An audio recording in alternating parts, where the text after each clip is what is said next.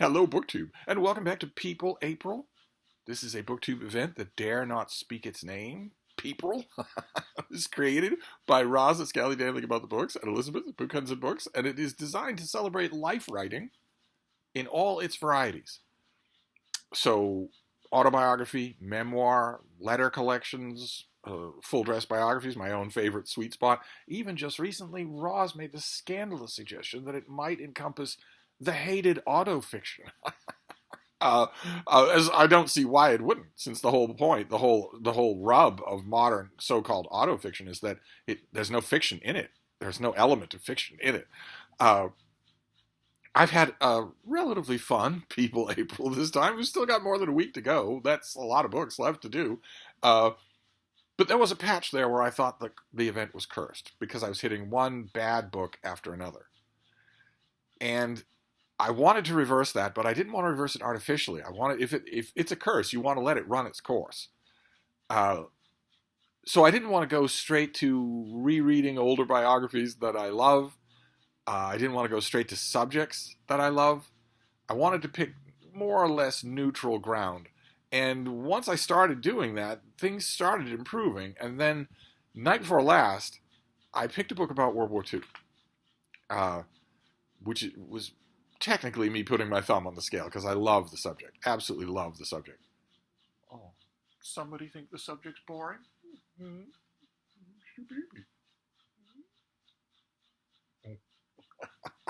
Uh, so for last night's biography, sorry, the bean is just compulsively yawning in the background.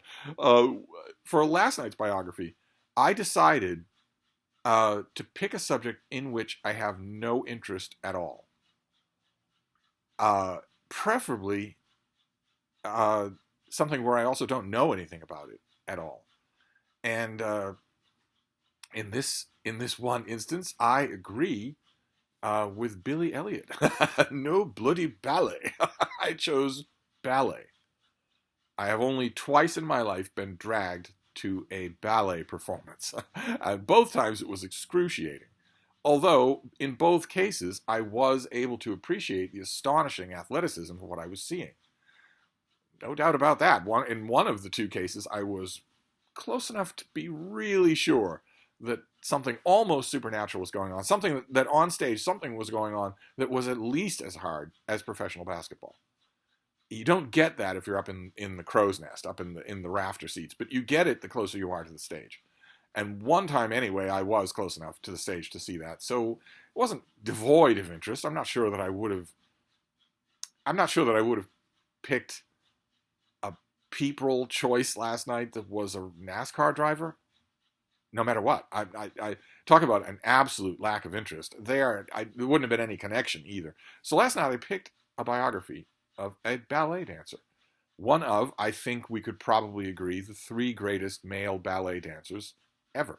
I picked Julie Kavanaugh's big biography of Nureyev, who was one of the two people that I saw on stage. And when I saw him on stage, uh, I was with an old friend. I was also with uh, there's no other way to put it. I was with a Manhattan art queen, extremely prissy, extremely close-minded.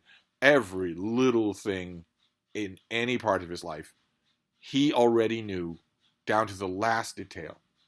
So he would never go to another restaurant. If a restaurant that he loves closes, is demolished, burns down, then that's just one less place in his life. He's never going to try anything new, ever. And when he goes to the restaurants that he likes, he's going to order the exact same thing in the exact same way. And if it deviates in any way, not only will he not eat it, he'll have the entire staff fired. And so on and so forth and so on and so forth. And believe it or not, he and I became, I guess, friends. We never actually friends because he didn't have any friends. Thoroughly repulsive to on a personal level. But we came close to being friends because in one memorable evening at a literary party in New York, he actually tried to pull that crap with me about books, which is I should warn any of you prissy wannabes out there. It's a very bad thing to do. I dress like my 19th century Irish immigrant ancestors did. I know that perfectly well. I look like they did. I eat like they did. But you absolutely can't take some sort of Gettysburg-style high ground with me on the subject of books. You absolutely can't do that. And it's a bad idea to try, because I mean, if I'm in a touchy mood, and if I'm someplace I don't want to be, I'm going to be in a touchy mood, I might make an example of you to the other people in the room.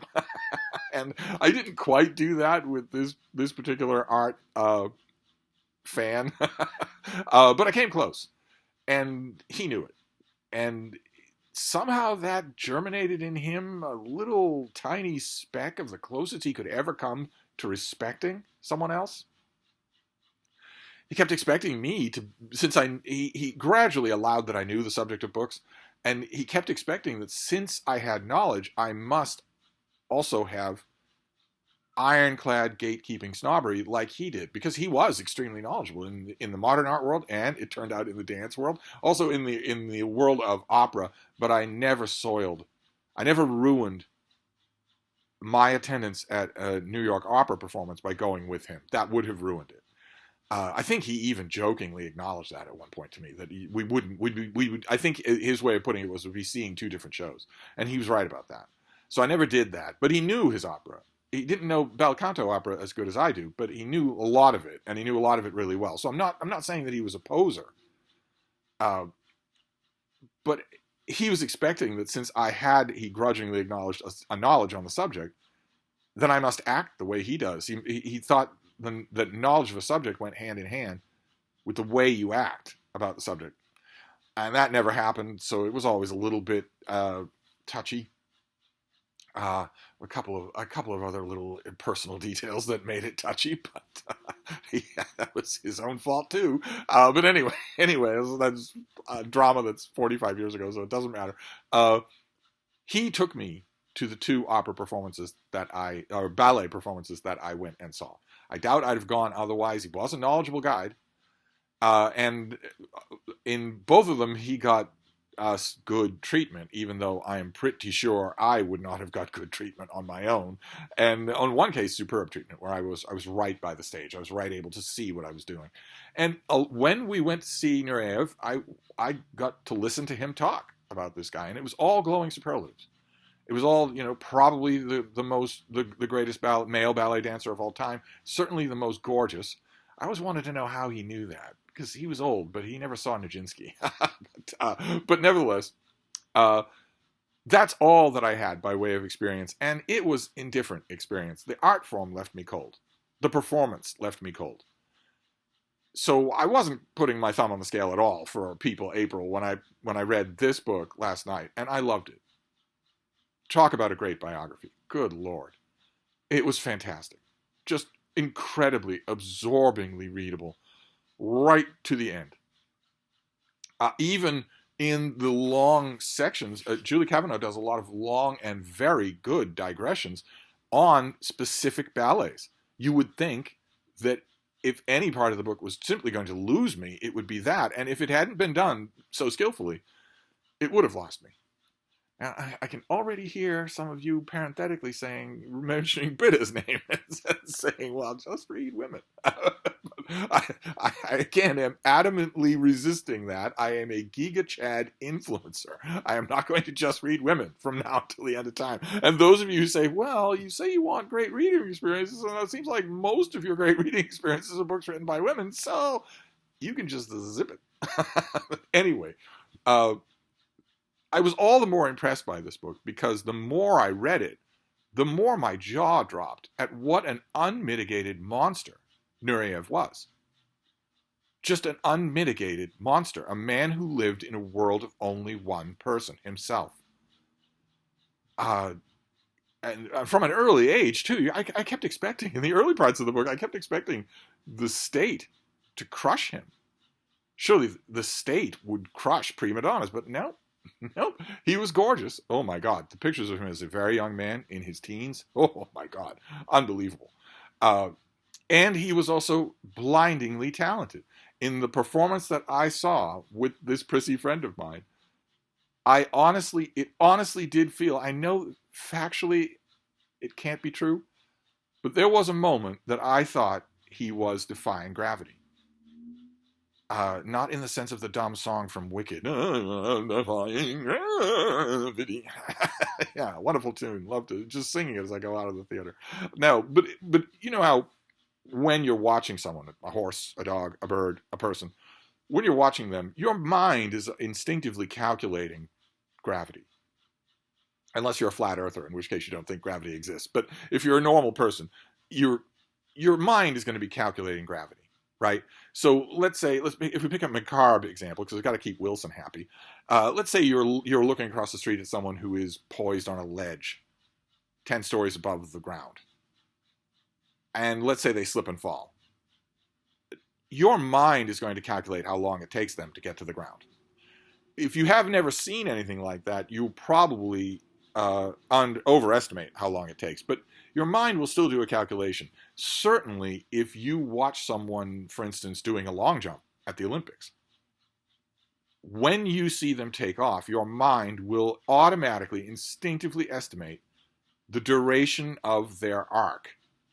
And I swear that a couple of times when I was watching this guy, that did not happen. I know it was an illusion. It must have been. But it was eerie. Just eerie. When he was on his game in a good performance, you got to see something unbelievably memorable. And that is conveyed. Julie Kavanaugh does a great job conveying that. This is the whole world of ballet in between two covers, in addition to this monstrous, monstrous guy. And when I say he was monstrous, I don't just mean that he was self-absorbed. Although I think that he was totally self-absorbed. Everyone around him was just a tool to be used. And I tend to think that people who are totally self-absorbed are, in fact, monsters, all of them. But I'm not just talking about that. I'm talking, the thing that appalled me the most, naturally, I'd read about this, I'm sure, in the news, and just, it went, in one ear and out the other. But seeing the portions of this book about how Nureyev behaved after he knew that he had AIDS, and after he knew what AIDS was, is just astonishing. There are figures like that in the literary world who behaved in the exact same execrable way. And he did too. My jaw was just hanging open the whole time at the sheer evil of it. The sheer evil of that kind of self-absorption. That's when it really comes home to you. It's easy enough to say somebody is so self-absorbed that the people around them aren't real, when all the people around them are suffering from that fact, is that they're not having their contractor bills paid, or they're getting left in the wind without anyone helping with their legal expenses or anything like that. It's a completely different thing when people are getting sick with a fatal illness, with an illness that was uncurable, untreatable. That's different. That murder is different. Hats off to Julie Kavanaugh, because she gives you all of that without ever asking you to sympathize with Nureyev. Never. She gives you all of that, never asks you to sympathize with him, and yet this is not a hatchet job. I think there's some part of her, certainly there's some part of her narrative, that never quite completely hates this guy. That's amazing. All the ancillary people around him, all the people in his story, the managers and the relatives and the whatnots, they all get wonderfully described, and with the same even hand. But he dominates the book. I think he would. I don't know if he ever read this book. I don't know if he was alive when it came out, but he would have hated it because it's so even-handed. I don't quite know how to describe what I'm talking about. If you read biographies, I'm sure you've read biographies of monsters. And the biographer, unless they're the ex-wife or the ex-husband of the monster, they're going to hate the monster. Or, as I've seen happen in Hitler biographies, and also one very notable Henry VIII biography, they're going to gradually come to hate the subject as the book goes on. So that they'll start off nice and even-handed, and by the end, they'll just despise who they're writing about. Nothing like that happens here. There's no arc like that here. Instead, Julie Kavanaugh has a completely empathetic and yet dispassionate view of this monster from beginning to end. With the whole of the world of ballet, the whole world of being an artist in two worlds, or actually three worlds if you count being gay, that is all done wonderfully. So, needless to say, we're going to leave aside the just read women part. We're going to let that go. Needless to say, any curse of People April is now gone. Because I've had some good reading experiences, and I would call this a great reading experience. Uh, I've had a couple of good reading experiences, but this was terrific. So naturally, even though I'm not interested in biography at all, and even though I had a wonderful time just reading this as an ebook, uh, I would now buy a hardcover of this thing. I don't know how big the hardcover is, but I would now buy a hardcover of this thing if I found it. If I see this at the Brattle bookshop, I will get this in hardcover. It's just a weird kind of thing about ebooks. Am I the only one who's like that? Where the pattern that I seem to have fallen into is that I'm absolutely happy to accumulate thousands of ebooks. And I'm absolutely happy to read them, so comfortable reading them. Just loading up my tablet or my Kindle and reading on this one thing that never changes size, it never changes shape, it's never awkward as an angle. I'm perfectly happy doing that. But if I read a book that jumps out at me, that just jumps out and grabs me, then my instinct now is to get it in a print and paper format. When that makes no sense at all. I have it already. That makes no sense at all. I wonder if the rest of you are that way. Do you commemorate a really good reading experience, e-reading experience, by looking for the hardcover? I don't know why, but I have in 2024, I have definitely fallen into that habit. I would definitely want a copy of this book. But I can also recommend it. Whether you are interested in ballet or not. You couldn't be any less interested in ballet than I was when I started it, and I thought it was fantastic. Brought back some bittersweet memories, especially of that one prickly figure, who, I won't say that he introduced me to the world of ballet, but those were certainly the only times that I ever went to a ballet performance with someone who was indisputably, no matter what kind of a person he was, indisputably knowledgeable on the subject.